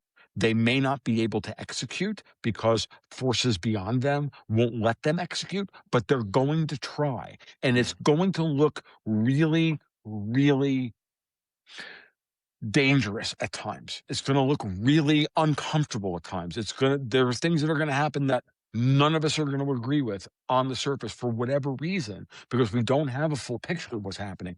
But this is where you say, we did this. We voted for this, and we're going to let the man cook. In modern parlance, we're going to let him cook, and we'll see where he is in a couple of years. And it took 3 generations to fuck this up. It's not going to get fixed in 3 months. No. And anybody arguing that it needs to be fixed immediately, that's an operative, because they know goddamn well That's why I was like, no, absolutely not. This is unacceptable. These people who are crashing out in April of last year and targeting Pam Bondi, targeting Kosh Patel and all this stuff. I'm like, oh, they're an operative at this point. They're trying to destroy the process. And like from the moment Trump survived the shock, Yeah. they were immediately trying to figure out how to split the coalition that just formed. He wasn't in the Secret Service vehicle. It got started And they were immediately. already plotting the MAGA splits. Yeah. And it happened within 24 hours. Yeah. Why? Because you knew within 24 hours they were putting out there that Trump faked his own assassination attempt. Boom, done. Like that's just the way this works. And once you see it that way, and you have to like, look, I know you know, and I told her, I said, I can tell looking at her face, I can tell that you're not convinced by my argument here because you're not studying it the way I am. So you can either trust me on this and have a little faith, and that's hard. And I'm not asking, I know that faith is difficult, or you can choose at this point to not pass judgment because you're ignorant. And maybe the best thing for you to do is just say, I don't know, and go to work tomorrow. And I don't care if you vote in the midterms or not because we're in an 80-20 seat and, you know, the Republicans are going to win. It doesn't matter. Like your vote does not matter when it comes to the midterms. So you don't even have to worry about it because we're in like the reddest district in Florida. Like, I'm dead serious. Columbia County, Florida voted 80-20 for Trump. That is ridiculous. It's only 25,000 people, but like, it's like that guy's not going to lose. So whether you like him or you don't like him, it doesn't matter what you do. You can go vote and you can, you know, you can and do your thing, but it's not, or you can choose not to even care about it and not expend any energy on it and focus on being a young woman trying to make her way in the world because that's more important than all this other bullshit, and leave that to your dad. Yeah. Because that's my job. And that's my job right now because I'm running for that state rep. I'm blue. This is a very blue area. And I was even told, hey, why are you walking around this area? Don't you know that this is not conducive for Republicans? I'm like, because I'm bald. They're like, what does that have to do anything? I don't know. What does a blue county have to do anything? I'm still going to run because I got kids.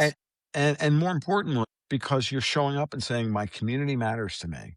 And the act of running matters. The act of doing the work matters. When I ran for state house in 2002, we did it as a kind of a stunt thing as libertarians, because right after the census, you know, the rules for qualifying for office were easy. We could get signatures from anywhere in the country, anywhere in the state, because there were no districts at that point. So normally you have to get the signatures from the state. So we had signing parties to get everybody. Yeah. So I signed for 75 different candidates. But when I went out on the campaign trail, and we ran zero budget campaigns, it's not like we spent money or anything. We were just doing, you know, we were in the race to be there, to do the free media, to be, and everybody, and every event that I did, and every media interview I gave to a newspaper or whatever, they all said the same thing. Thank you so much for showing up and that you cared enough to actually run. We love the fact that you're in the race. Even if they were going to vote for the Democrat, in my case, the Republican, and he won, you know, going away, and it wasn't even an issue. But they said thank you, and I went, you're welcome. And everywhere where I did a little bit of media, I saw a small bump in the people voted for me. And where I didn't do media, in those areas of the district where I didn't, guess what? Nothing. But the other people are like, no, I like what that guy had to say. I got 5, 6, 7% of the votes libertarian in those areas. Didn't threaten anybody, but I did my thing. And it was enough to say, I learned something. I made an impression upon people, and maybe something I said during that campaign has paid dividends down the road. And if anyone else out that listens to this wants to run for office and don't know where to start, please feel free to reach out. Several of us have run before, so we can at least point you in the right direction. We're connected to certain to networks. We can get you plugged in. And it's important to just show up. And I mean, it does seem, you know, if you're too cynical about it, it's like, what's the point? But no, I've seen fruits come from labors, and a mature person, you know, plants trees that they're not going to sit under. You know, we gotta toil in the field, like the Promethean Action folks. Like, they've been at this for 30 years, and I think just now coming into their stride. No, and that's an incredibly important point. The other thing is, when you go out there, it's going to be amazing how many friends you make. And hey, man, we're all making intentional communities.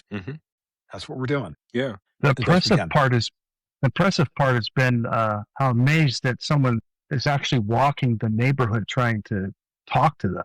Yeah. Mm-hmm. Yeah, it's like the candidates never walk and talk to us. Why are you in the neighborhood? Well, I want to. Yeah. Well, because that's how Ron Paul won his seat first. That's how he won Texas 14 the first time.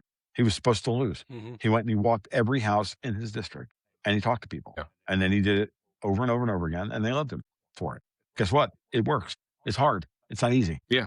But you can do it. And people will remember the fact that you showed up. And it's the hardest thing you'll ever do. Knocking on somebody's door like some Jehovah's Witness saying, "Hi, I'm Corey and I'm running for state house." Like, it's hard. And it's not my and it wasn't natural for me. It's not my bag at all. I'm terrible at it. And I didn't do it.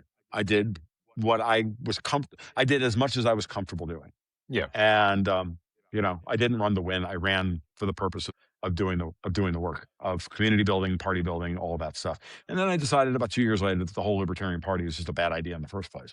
And I stopped. Yeah, I came to that same conclusion. About that same time. I agree. I started our chapter in Alachua County when I was living in Gainesville at the time. I started the damn thing. We held meetings in my home. I built the thing. We were the most impressive county affiliate in the state of Florida. I was nearly state chair in 2004. What's the point? Yeah. And then I lost to the Republican from Jacksonville who, tore the party apart at the 2004 convention. So what are you going to do? Yeah. Tom Luongo. I was I'm not really giving up. That's the big and main point is I don't give up, even though I know my district and all that kind of stuff. It's rigged. I'm like, I don't care. They're not going to stop me from showing up and voting what my conscience says. And so now they won't stop me from showing up and knocking on doors and saying, "Hey, I'm here." That's all you can do. So this is very enlightening and engaging. I'm like, hey, this is fun. It is fun. It is fun. Yep. Well, coming up on 2 hours, Tom, can't thank you enough for the time and the extra time. Is there anything anyone else wants to chime in real quick before we? I just wanted to say, you didn't disappoint. I've listened to several of your podcasts, and the energy's all legit. So, it's I am doing this in my natural environment. Yeah. This is nothing new. I've been doing this for my entire adult life. I just now make a business doing it. It's kind of the coolest thing. Cool. It's kind of the coolest job in the world. Yeah. And every day I wake up and I'm like, yeah, really? It's working? Shit. I'm not digging ditches. Great. So, all right. One day. We good, guys? Well, yeah. So, if you guys are gonna say that's cool, I think that's a natural place for me to drop out. So with all that, we're gonna stop. We're gonna stop recording, but you may want to leave your browser open for 1 second. Oh yeah. No, I know Riverside well. Cool. We're good. Awesome. Thank you so much for your time, sir. Thank you. Yep, absolutely. There's no sir. My name's Tom. And thank you, Tom. Thank you. Appreciate it. I use these words and sentences. All right, you guys take care. Have a great night. Yes, sir. Bye. Tom. All right, bye. Bye. Yes. Oh wow, that was impressive, fun guys. to have. Yeah. It Yeah. was like a fire hose. There's a lot that was there. Yeah. I got two. And I'm glad questions. I stayed silent for quite a few of that. Oh, I got one. shoot. I got one question. Yeah, no, that was a part of the Well- problem with Tom. I mean, it's not a problem. He just will not stop. Like he will just go, which is great. Until he puts you on, hey, what about you, buddy? I Yeah. was like, You haven't asked a question yet.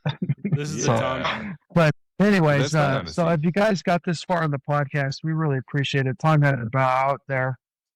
Well, very impressive. I thank Colin for getting all these amazing people. I'd like to take credit for it, but I definitely can't. That was just impressive. The amount of information that we've learned. Next month will be a year that me and Colin have been doing this. Yeah, that was impressive. So I don't know how else to say that. If you guys would help us all out by checking out our Patreon, we're still trying to get the number of patrons up so we can give away a free T-shirt. So we're working on that. We're working on Corey's campaign. Obviously, that's something we're working pretty hard on. We're working on trying to keep Colin calm. That's another thing we're all working on. So Way ahead of you. Don't worry. Drink more energy drink. Yeah. Just mellows So- it out, Just, yeah, until 4 or 5 o'clock in the morning. Yeah. Ah, I'm so tired. Yeah. so I anyway, think And at we're that, looking forward to giving that T-shirt out after we get the number of Patreon subscribers. And please like, subscribe, share this stuff with other people, and so that other people can learn, grow, and then Colin can find more people and bring them on. yeah, that was impressive. I appreciate that, Colin. That was, dude, it was dream come true for me. It's awesome. Tom's the man. Yeah, you're foaming over there. And if you're in the New Mexico area, reach out to Corey, see if you can help out this campaign, even if you're not in his district, which is District 26. Yeah. And if you're not there, you can reach out. Maybe you know someone who is. You can throw a few shekels his way, make that thing happen. Thanks for watching. That was awesome. All right. Thanks, guys.